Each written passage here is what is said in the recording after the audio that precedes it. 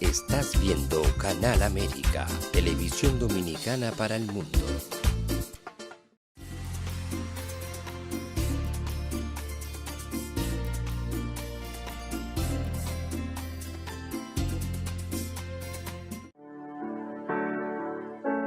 Sometimes life can be so damn hard. You don't know where to go. Everything keeps falling apart.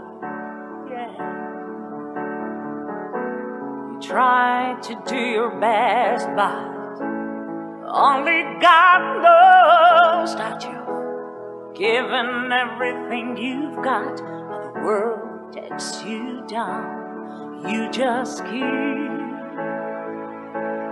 moving on. Let your fears. I want to welcome you to A Time for Truth. And today we have a very interesting show. Many religious leaders over the last few years have been complaining that there's been a decrease in the spirituality and the attendance in many different religions across the board, and are very concerned for our world, obviously for their own temples, churches, mosques, whatever the religion may be. And there's been also a lot of concern with the fact that many of the youth in those different religions have been affected by drugs. So today we have a very special guest, and we have a very interesting topic which brings civilization to man, his religion, his beliefs and spirituality.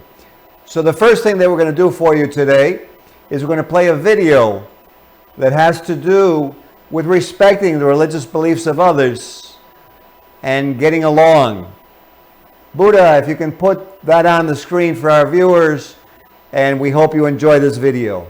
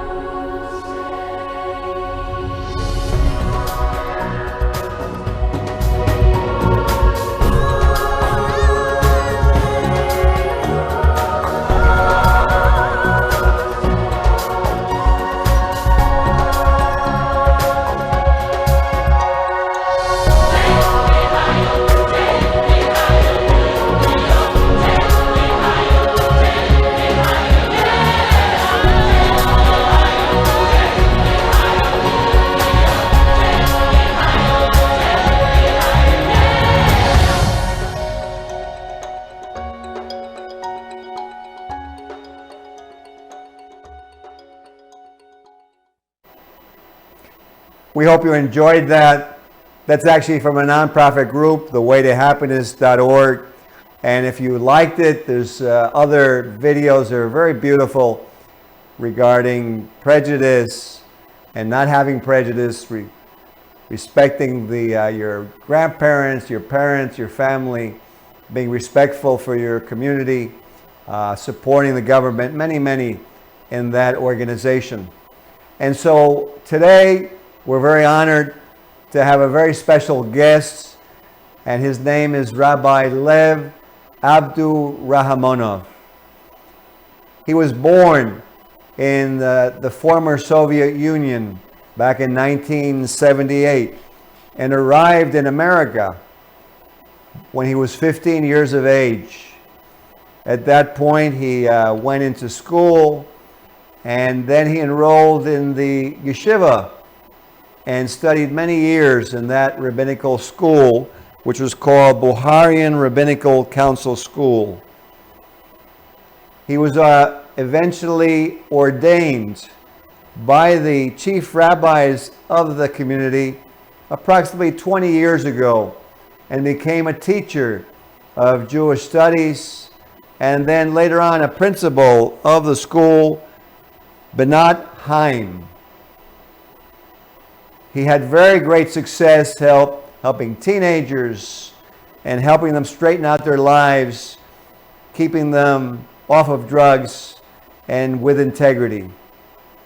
Years later, he became, by chance, involved as an entrepreneur, and became successful and started helping people and entrepreneurs all over the world with their business problems, their economic problems, and working with financial institutions around the world, not only business-wise, but to help with humanitarian efforts that he had. He became involved with Drug-Free World education program and went to the United Nations and spoke there, spoke at different activities with police and at galas regarding the importance of not taking drugs and preserving, your health, not only mentally, but physically, and staying off of drug addiction. He's a married man of 23 years, has 5 children, and even so, and his rabbinical duties, he finds time to help others with different problems in their lives, whether it be personal, religious, or business-wise. And he loves to stay humble. He's a very humble man, a very caring man. And so I want to bring to the screen, Buddha, is our guest for today's show, Reverend Levi Abdurahamonov. Welcome, Rabbi. Hello, everyone. It's a pleasure to be here with you all.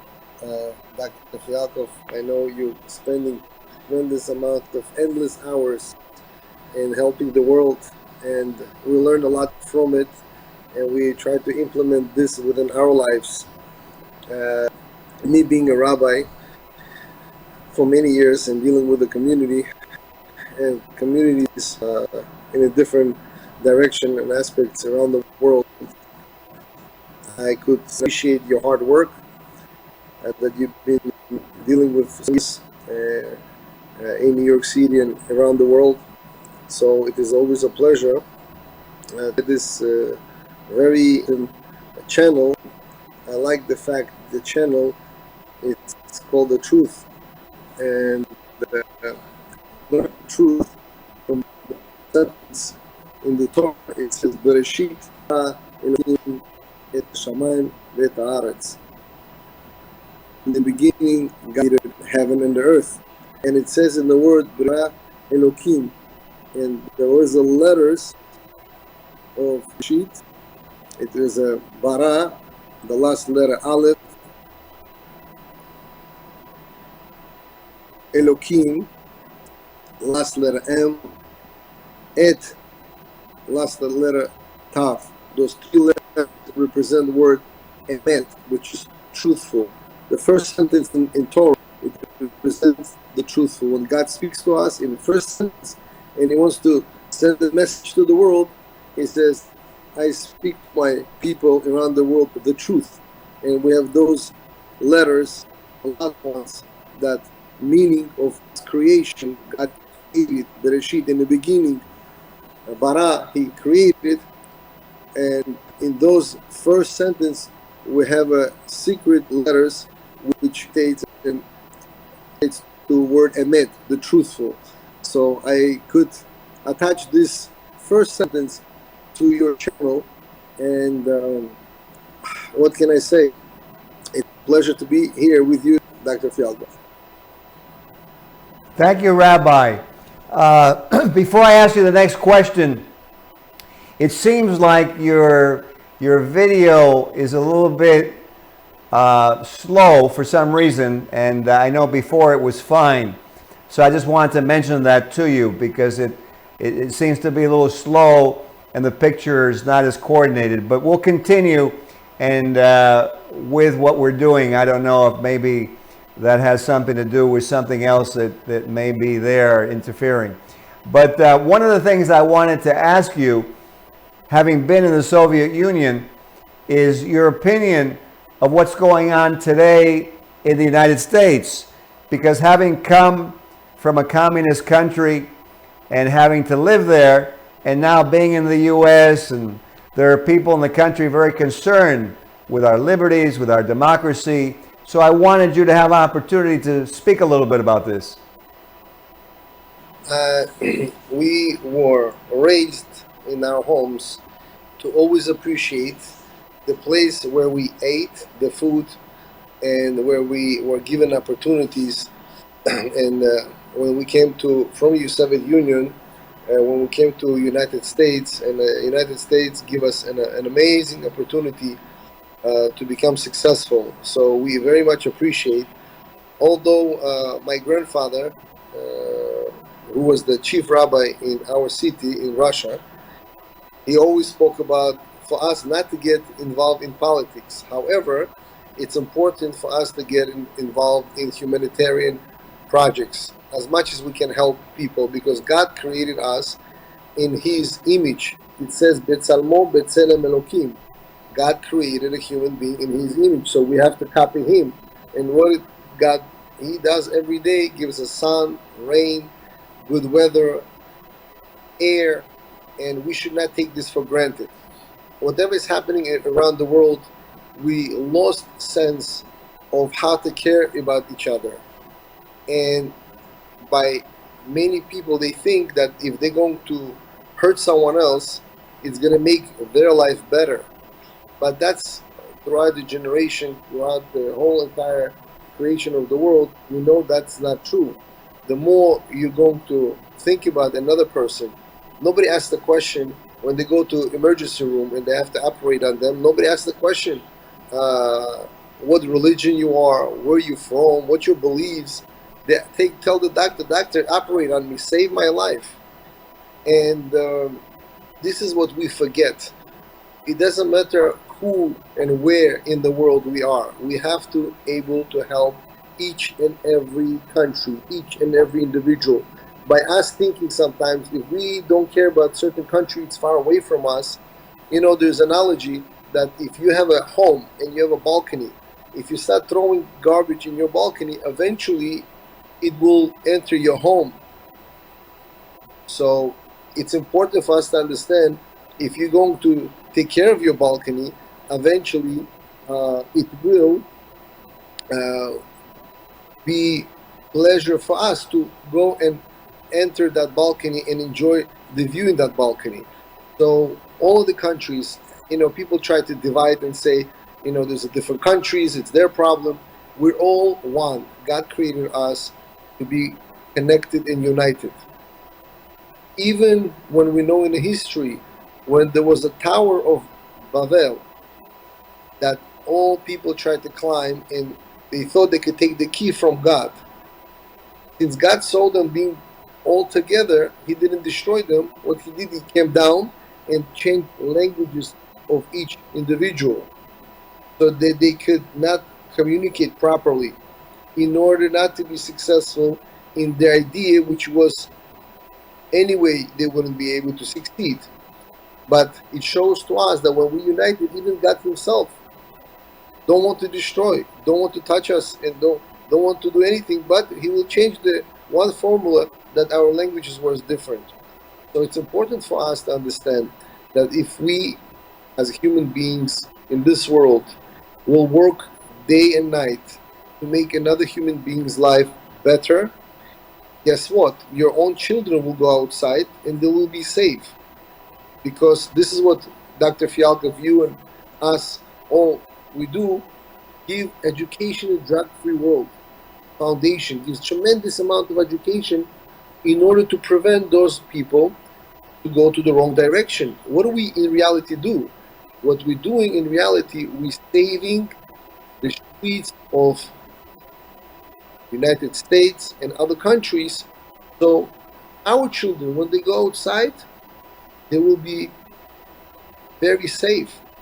So you know, Rabbi, that what you're saying is so true, because when we look at it, if we don't help our neighbors, whether they're next door in the community or in a different country, what happens is our own children suffer, our families, our wives, because you're right, there's danger when people are on drugs, when people lose their self-respect, they commit crime. they murder. And you know, you're actually focusing on something so important, because rather than criticizing a certain group and saying, well, it's their fault, you're bringing out how each one of us can help. Because you know, your child could go out and another child could be on drugs and he could get run over by a car because the other kid is high on something, high on marijuana. Or it could be disastrous because you could have a whole country and maybe that leader, without beknownst to anyone, is on drugs and he orders a strike or he starts a war because at that point he's not coherent. So, you know, the engineer actually has a few videos regarding what you were saying and why you felt that the drug education was so important. So, engineer, if you can put on those two videos for a moment before we continue, please.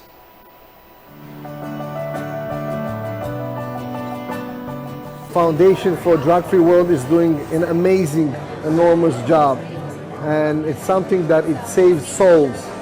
And one person that they're going to save in this world, they're going to actually save the whole community.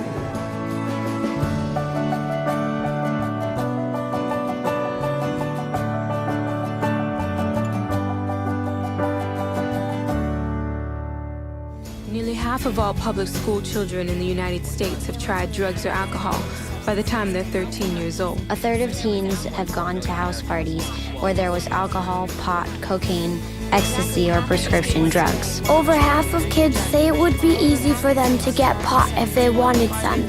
7 out of 10 teenagers have been offered an illegal drug. Teenagers whose parents talk to them about drugs are 42% less likely to use drugs. Get your kids the truth about drugs. drugfreeworld.org.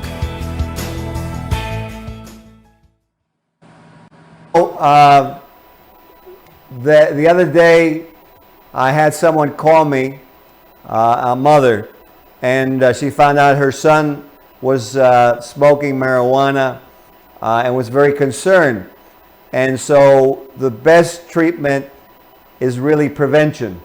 And the United Nations had mentioned that back in 2016 after studying all these different philosophies of how to control the drug problem. So I wanted to ask you something, Rabbi, because I know you have great philosophies. How do you feel about what's going on with drugs and, with our communities? I tell you, it's very sad to say, but we are losing our diamonds, which are our children. We're under attack, and unfortunately, it's not enough what we're doing. We need to do more every single day.